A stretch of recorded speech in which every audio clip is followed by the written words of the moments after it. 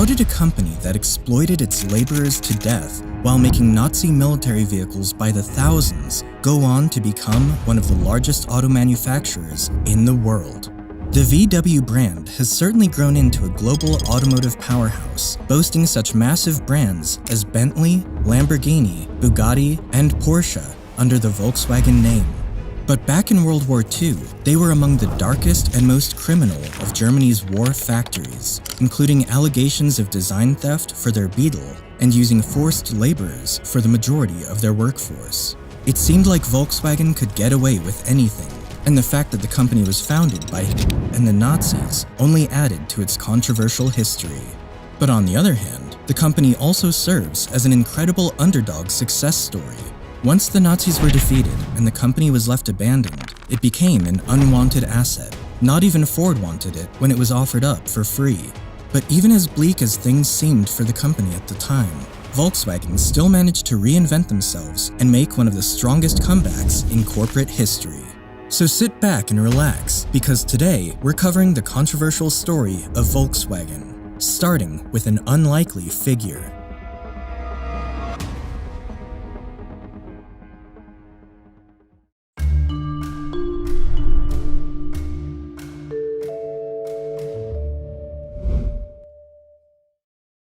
The story of Volkswagen began in 1933 when a man named Adolf Hitler rose to the position of Chancellor in Germany. At the time, Germany was in a state of chaos. Following their defeat in World War I and the subsequent Great Depression that swept across Europe, the German economy was in ruins. The country was facing high inflation and countless business closures, leaving millions of Germans unemployed and without an economic safety net. And of the 86 German car manufacturers that existed during the 1920s, only 12 survived. To confront this crisis, Hitler devised a new strategy to revive Germany's dying economy, and one of the key components of this new plan was to manufacture automobiles. You see, at the time, automobiles in Germany were still considered a luxury, as the few car manufacturers that remained still hadn't been able to mass-produce affordable cars due to a lack of capital and customers to sell to. Most Germans got around on public transport, bicycles, and motorbikes, as only 1 in every 50 Germans actually owned a car. As a great admirer of Henry Ford and his Model T, he dreamed of doing something similarly in his country, and thus, under a state-owned organization called the KDF, which stood for Strength Through Joy, he ordered the development of modern highways around Germany, known as Autobahns, and developed an affordable car for its people. However, specifications for this vehicle seemed logistically unfeasible. You see, he demanded that the car needed to be small enough to carry a family of 5, fast enough to exceed 100 kilometers per hour, and cheap enough to cost less than 1,000 Reichmarks, which was about the cost of a small motorbike at the time. This automobile also needed to be very fuel efficient, using no more than 7 liters of fuel for every 100 kilometers, while at the same time having enough power in its engine to cruise smoothly along the Autobahns. While this sounded good and ambitious, there was no German automaker that could match his specifications, with many even considering the feat impossible. That was until members of his political circle would introduce him to a man who coincidentally had been working on the same idea just a few years prior.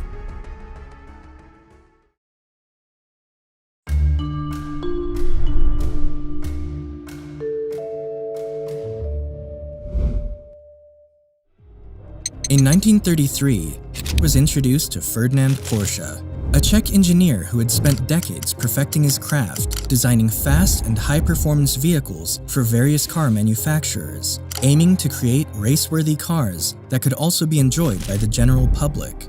However, Ferdinand's passion extended to other pursuits. He was determined to create a simpler, more compact vehicle that would be accessible and dependable for the common man.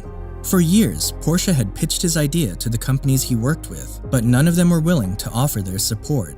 Thus, using his own genius and taking inspirations from other engineers who'd been working on the same idea, he developed the Porsche Type 12 in 1931. The result was an incredibly lightweight vehicle with a rear engine and rear-wheel drive layout, with a curved body shape for better aerodynamics. While his prototype seemed promising, Porsche struggled to find financial backing for his project, and ultimately, only 3 prototypes were ever built.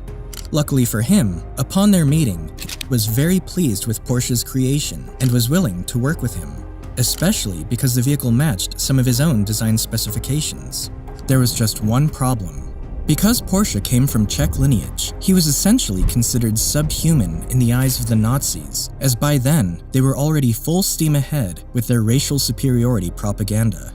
Thus, Porsche relinquished his nationality and swiftly obtained German citizenship in 1934 with the help of aides. Only then did they grant him the contract to design the KDF car. During the next few years, Porsche worked tirelessly in the back of his garage, struggling to develop the simple, inexpensive, air-cooled engine that was needed for the vehicle. In the end, he settled on a 4-cylinder layout with a capacity of under 1 liter for the motor, a format that was a perfect fit for a reliable, fuel-efficient automobile.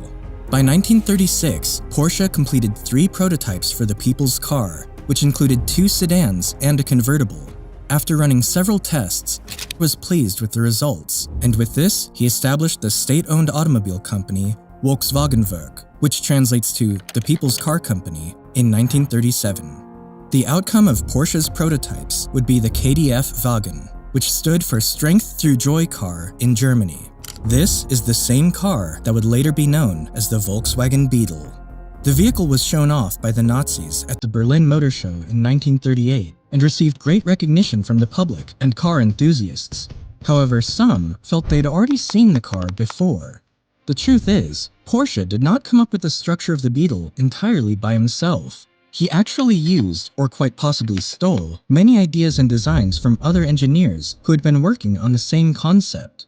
Consider, for example, the 1933 Standard Superior, a car designed by motor journalist Joseph Ganz, featuring a tubular chassis, a rear-mounted engine, and independent wheel suspension with swing axles.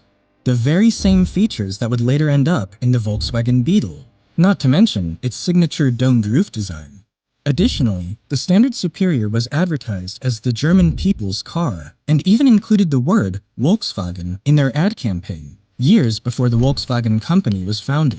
Unfortunately, the production of the Standard Superior was shut down after only 2 years, and several members of their team were prosecuted by the Nazis for being Jewish, including Joseph Ganz himself, who was ousted from his position and even imprisoned. Although Joseph Ganz might have played a role in the early concept of the Beetle, the Nazis were able to use his Jewish status to eliminate him as any sort of credible threat in the auto industry, which is largely why he is not a more well-known figure today. Another example of Volkswagen's controversial design history can be found in the Czech auto company Tatra's V570 model, designed by Hans Ledvinka and Erich Jubelacker in 1931. Again, we find very similar features as those of the Beetle, with its rear engines and sleek curved design, as well as a 2-cylinder air-cooled engine. Was actually an admirer of Tatra's vehicles, and had actually remarked to Porsche, "This is the car for my roads." Ledvinka and Porsche would end up meeting regularly to discuss their designs from 1933 onwards. Porsche would later admit, "Well, sometimes I looked over his shoulder, and sometimes he looked over mine." Once the Beetle was completed, Tatra were so incensed by what Porsche had done that they threatened to take him to court for copyright infringement. Although Ferdinand was willing to settle, cancelled this, saying that he would take matters into his own hands. 15 months later, German tanks rolled into Czechoslovakia, invading and conquering their territory, including Tatra's factory. The Nazis then forced Tatra to stop producing the Type 97 in order to avoid comparisons with the Beetle, and shortly after, Tatra dropped their lawsuit.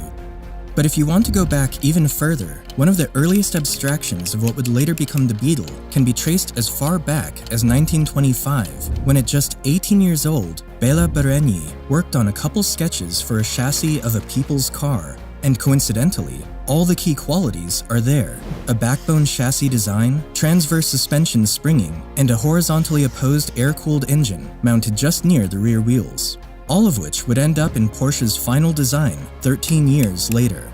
But the most shocking similarity of all is the fact that the design Barényi drew for the body of his car was, when compared, nearly identical to the Beetle's body design. The reality is, the Beetle wasn't just the design of one man, but but instead the collective creative output of countless talented engineers all working at the top of their field. Both and Porsche knew this, but based on the events, it seemed like they turned a blind eye and tried to eliminate any sort of competition or threats of copyright infringement. But even though the Volkswagen project was backed by a dictator with seemingly inexhaustible resources, mass production was still a goal that seemed out of reach. In theory, the car was ready, but still needed more capital in order to fund the massive factory that he had in mind. Not only that, but also wanted to build a whole new city as well. Strangely, this city was to be called the City of Strength Through Joy, and was designed to represent his idea of a Nazi worker's paradise. He wanted it to become a great metropolis, just like Detroit had become in America, and set it up with the latest cutting-edge technology and production methods learned from Henry Ford. It was expected to produce 1.5 million cars annually by 1943, making it by far the largest automobile plant in Europe. To fund this project, he devised a savings scheme. The plan was that German citizens would make installment payments for their KDF wagon before receiving it, by contributing 5 Reichmarks a week until reaching the car's total sum of 990 Reichmarks. That way, people could afford the car, while he could apply those funds toward his city factory. For context, the German economy was still in rough shape, and the average income for a German worker at the time was 32 Reichmarks per week. So sacrificing 5 Reichmarks every 7 days could potentially create a strain for average working families. Regardless, his dicey plan served its purpose. Those who supported his regime gladly bought into the program, and eventually, around 336,000 people ended up participating in the 5 marks a week savings scheme.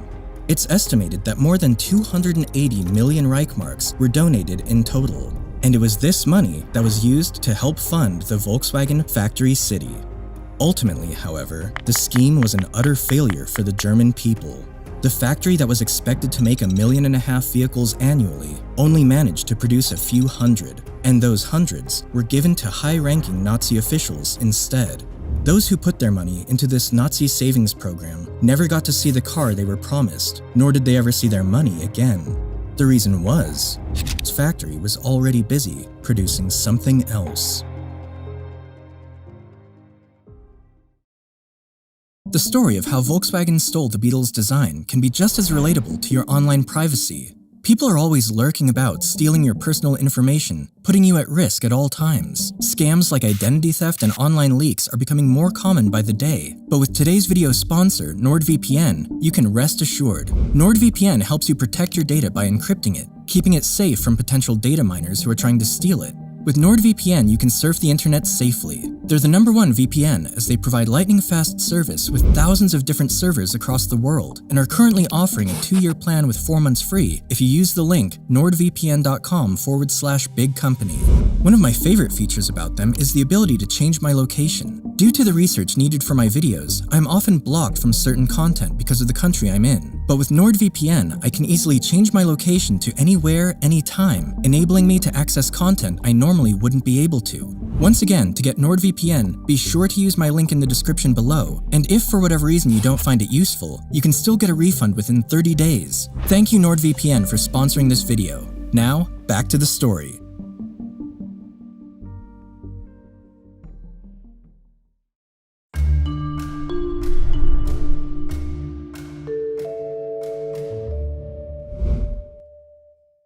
Although the initial idea of Volkswagen was to help mobilize the German people, there was another, more sinister plan behind it all along.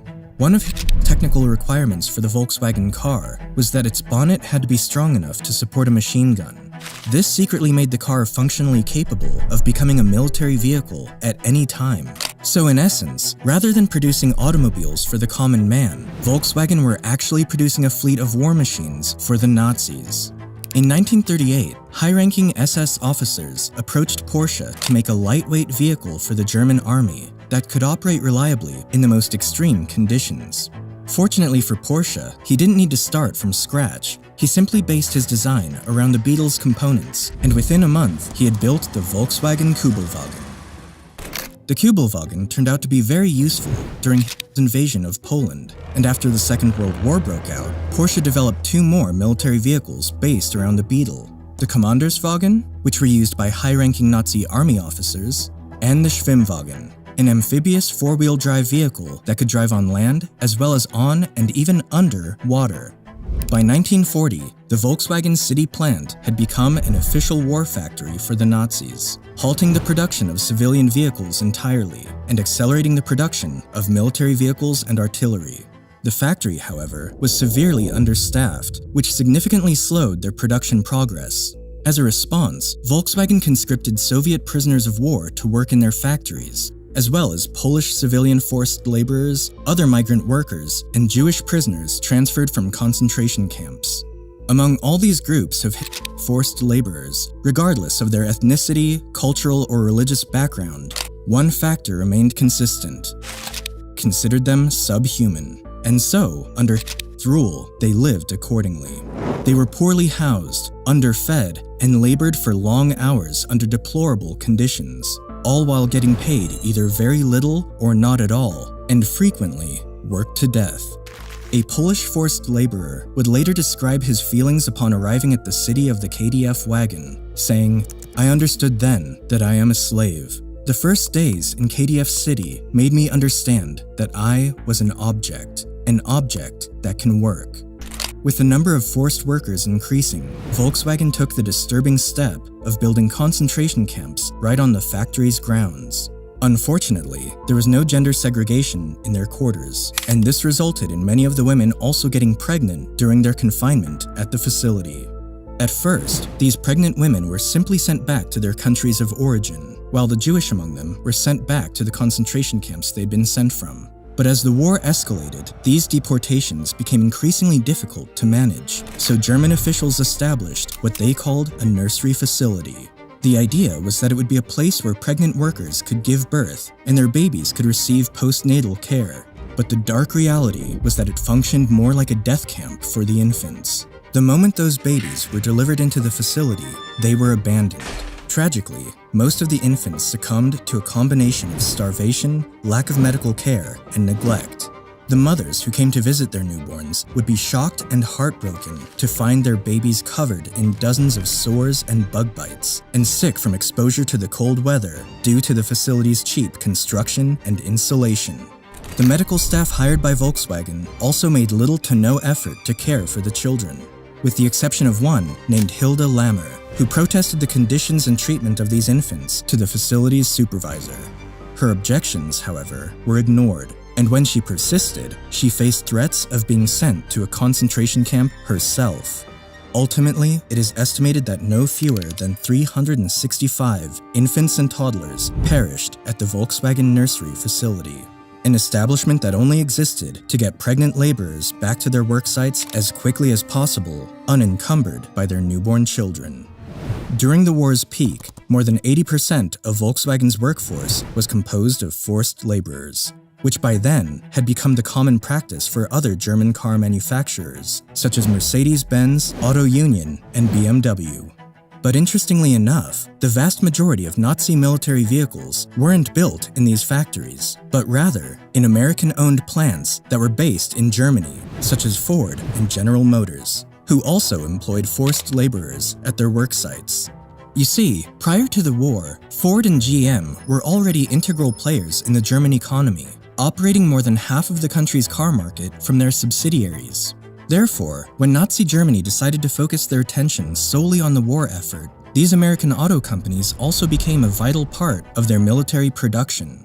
GM's plants in Germany, for example, built thousands of bombers and jet fighter propulsion systems for the Nazis, at the same time that its American plants produced aircraft engines for the US Army Air Corps. Ford, on the other hand, supplied more than half of the Reich's medium and heavy-duty trucks, as well as other war materials. So when the American troops successfully invaded France near the end of World War II, they were shocked to discover they shared something in common with their German enemies. Both sides were using vehicles built by Ford and General Motors.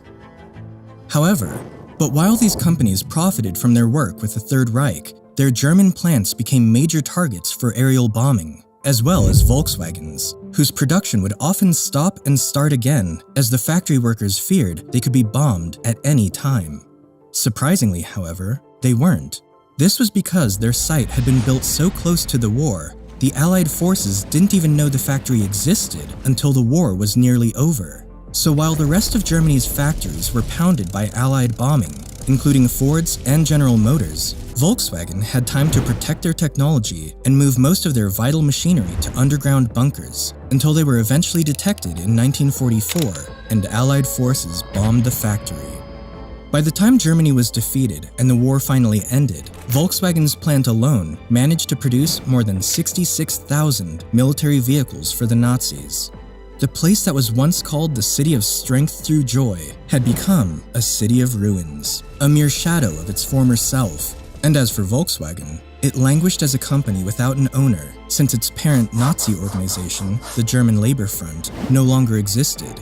Due to the evil nature of its use during the war, the Allied forces wanted to see Volkswagen destroyed entirely, just like other Nazi organizations. However, the Volkswagen brand is still very much around today, and they are bigger and stronger than ever.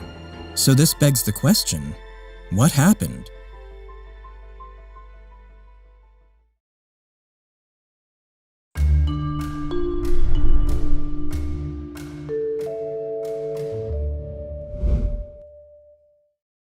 After the war ended, the City of Strength Through Joy was renamed to Wolfsburg by the Americans, and its heavily bombed factory was handed over to the British Army. Ivan Hurst, a 28-year-old British officer, was assigned to eliminate the factory and discard, dismantle, or sell any existing parts of the production.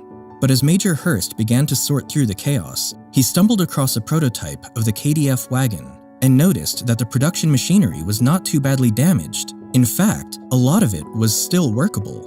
As an engineer himself, Hurst recognized the potential of the Volkswagen car and knew that it would be a waste to simply throw it all away.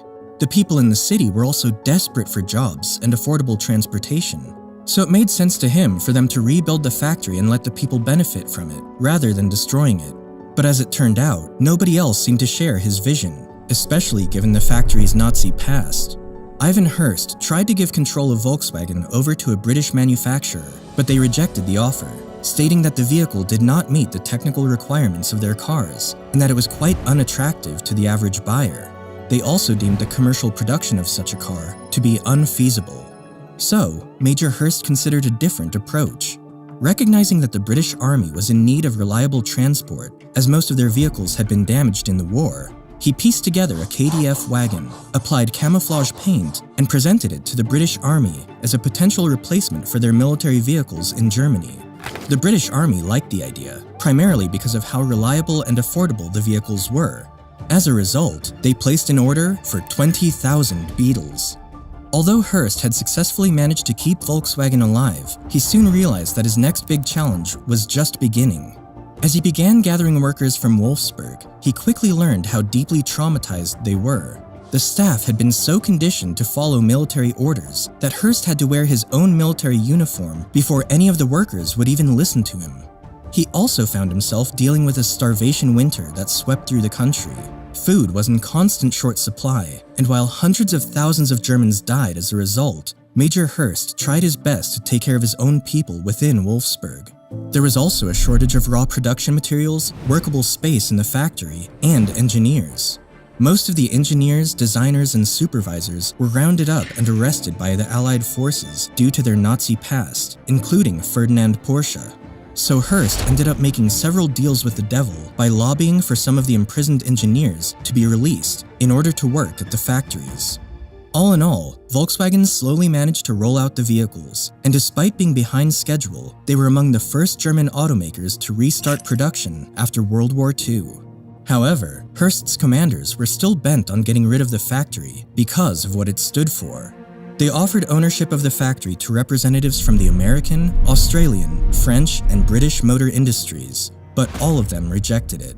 By March of 1948, the British were desperate enough to get rid of the factory that they offered the company to Ford free of charge. Henry Ford II himself traveled to West Germany to inspect the facility, but upon arrival, his right-hand business partner advised him not to take it, saying, "Mr. Ford, what we're being offered here ain't worth a damn." And with that, they declined the offer. Since the British couldn't find anyone who wanted to manage the factory, they eventually decided that Volkswagen should simply manage itself, and would thus be handed back to the Germans. They appointed Heinrich Nordhoff, a German engineer who'd previously worked for BMW and Opel, to take control of the plant.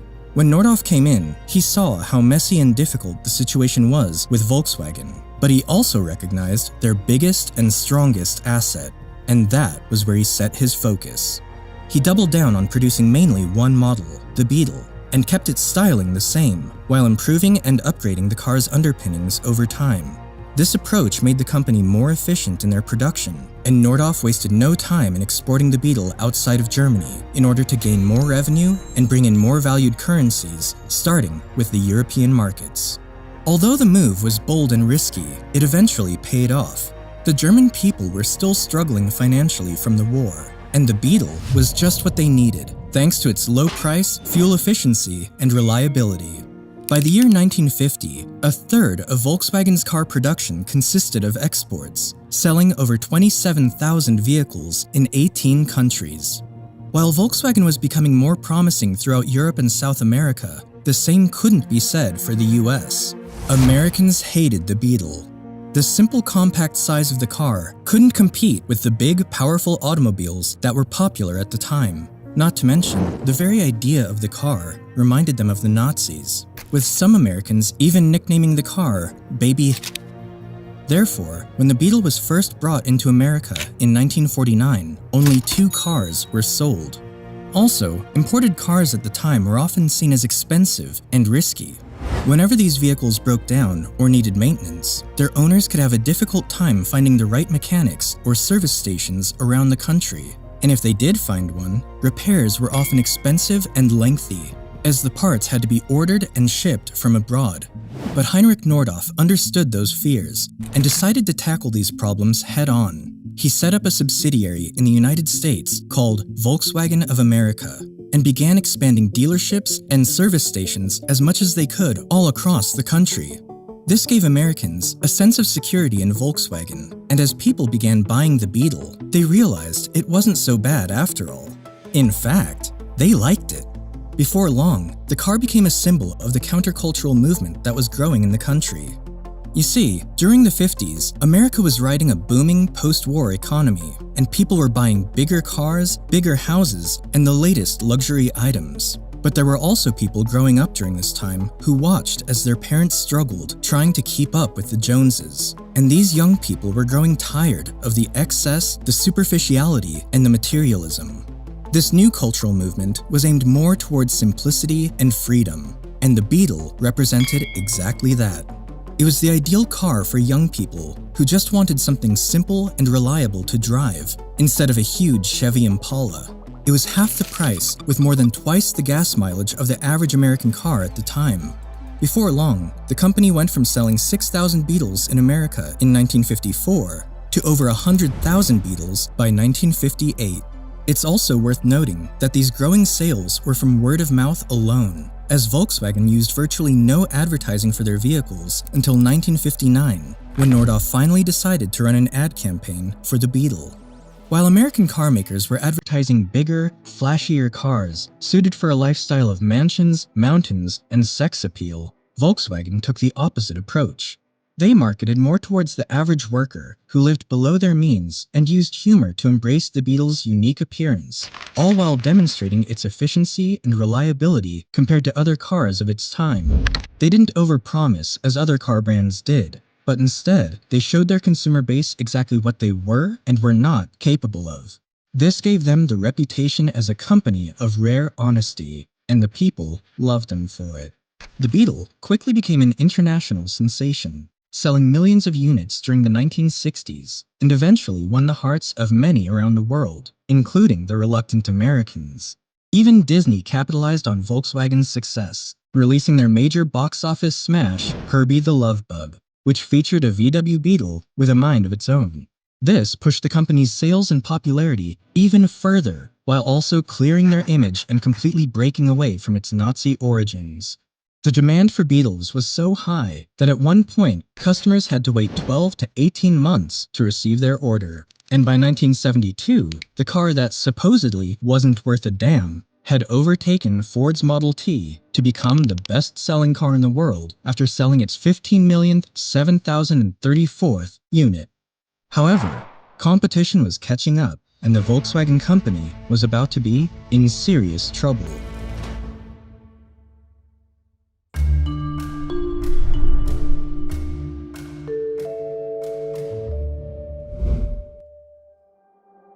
While the Beetle was a major success for Volkswagen worldwide, the company wasn't growing or innovating enough to keep up with the American car market. The oil crisis of the 1970s made Americans switch to more fuel-efficient automobiles, and Japanese imports, such as Honda and Toyota, were better suited to accommodate their needs and comfort. They offered about the same price and efficiency as the Beetle, but had increased interior space and a more modern design. New emissions standards also threatened the viability of Volkswagen's air-cooled engine. Meanwhile, safety concerns were also growing around the Beetle, as reports were showing fatality numbers were quite high in Beetle accidents. Due to these factors, as well as the growing competition in the US market, sales began to decline for Volkswagen, and they now found themselves in desperate need of a new design that would meet the emissions standards, the fuel economy, and the safety challenges of the 1970s. In reality, the company had been working on new models to replace the Beetle since the early 60s, but the Beetle was selling so well for so long that they lost their urgency to do so, until suddenly it was already too late. Many unfinished and discarded prototypes were made during this time, which led to the company's financial decline as sales began to plummet, and by the year 1977, the Beetle was no longer being sold in America, as it failed to meet the country's safety and emissions standards. Luckily, their acquisition of Audi in 1969 gave them a head start when it came to water-cooled engines and front-wheel drive technologies, which greatly helped expedite their development process and release a series of new models that met regulation standards, such as the Passat, Polo, and Golf during the mid-1970s. Although the company wasn't expecting to sell many of these models, the Golf, in particular, became an instant success in the market, especially in Europe.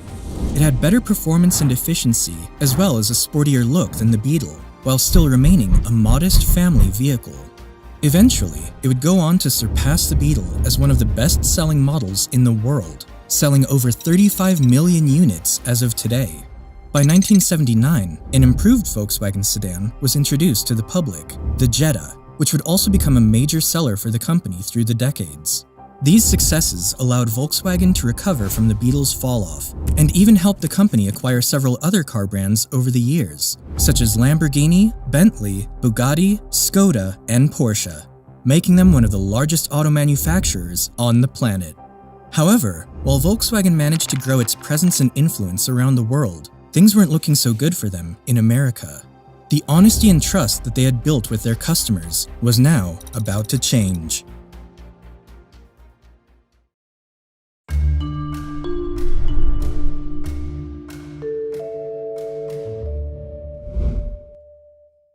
After the Beetle's fall-off in the US, Volkswagen managed to stay relevant thanks to their Golf and Jetta sales. But with the rising competition for economy cars in the American market, they slowly started falling behind. Buyers simply had more options to choose from, and Japanese automobiles were becoming increasingly popular, as they were much cheaper and had better fuel efficiency. By 1993, Volkswagen's US car sales had fallen to a meager 63,000, compared to the 574,000 sold in 1970. People were no longer taking Volkswagen seriously in America, and dealerships began closing down at a rapid rate all around the country. In response to this, the company decided to bring back the car that made them successful in the first place, and in 1998, a new version of the Beetle was released to the public. Unlike the original one, the new Beetle featured more modern comforts and technology, with front engine and front-wheel drive while still maintaining their trademark curved body design. By tapping into their client base's nostalgia for the classic Beetle, Americans rushed out to get a taste of this updated version, bringing the company waves of new clients, new sales, and recognition for their ability to reinvent themselves. The third generation of the Golf and Jetta also continued to perform well, and by the year 2000, around 350,000 Volkswagens were sold in the US, with 81,000 of those coming from the new Beetle alone. But the hype wouldn't last for long, and sales of the Beetle plummeted shortly after, and the company was back to dealing with its struggles. Even if the new Beetle succeeded long-term, it couldn't hide the fact that something wasn't right with Volkswagen. You see, the problem was that the company had long betted on small vehicles, and while this paid off during recessions and fuel crises, American buyers had switched towards larger vehicles over time, such as SUVs. Volkswagen was slow to identify this trend, and even after introducing their own SUVs, they were often judged as being too small and too expensive, with too expensive being one of the brand's major complaints. With the purchase of other luxury car brands, Volkswagen had included some of those premium technologies into their own vehicles, even in their lower-end models, and this naturally made them more expensive. While this was common for their European markets, Americans didn't want to pay premium prices for a brand that built its name and reputation selling affordable vehicles for common, working people. Since then, Volkswagen has, intentionally or otherwise, positioned itself as a near-luxury car brand in the eyes of many Americans. For a while, the only thing that made the company stand out from the others was their economical, clean diesel offerings, which made sense at a time when gasoline prices were setting record highs in 2008, leading Volkswagen to receive the Green Car of the Year award in 2009. According to Volkswagen at the time, their new vehicles could run clean diesel engines while still performing smoothly and delivering fuel efficiency, and all by utilizing a revolutionary technology that other car makers just couldn't make work. But the truth was, Volkswagen's engine exhausts were more than 40 times dirtier than what the company claimed them to be. In 2015, Volkswagen was caught cheating in their diesel emissions test by installing a deceitful software designed to manipulate the measurements of their car's pollution since 2009.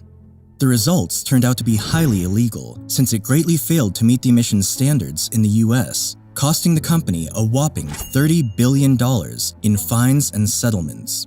But perhaps most damaging of all, this scandal lost Volkswagen the decades-long trust they'd built with their customers. The honest car company that everyone once loved and cherished had become a tarnished brand that openly lied about the cars they sold simply out of greed for greater profits. But even with this reputation, the Volkswagen Group has maintained their strong global sales despite their struggles in the US. And by 2016, it overthrew Toyota to become the largest auto manufacturer in the world, a title that has volleyed back and forth between the two auto giants ever since. In modern times, Volkswagen has developed more competitive SUVs for the American market, such as the Atlas and the larger Tiguan, and has now leaned aggressively into the electrification of their vehicles in the hopes of distancing themselves from their diesel scandal and to retain their lead in the auto market. But as we wait and see, one thing is certain: they sure have come a long way from being a Nazi car company. Thank you guys for watching. Hope you enjoyed the video, and don't forget to like and subscribe. Until then, I'll catch you in the next one.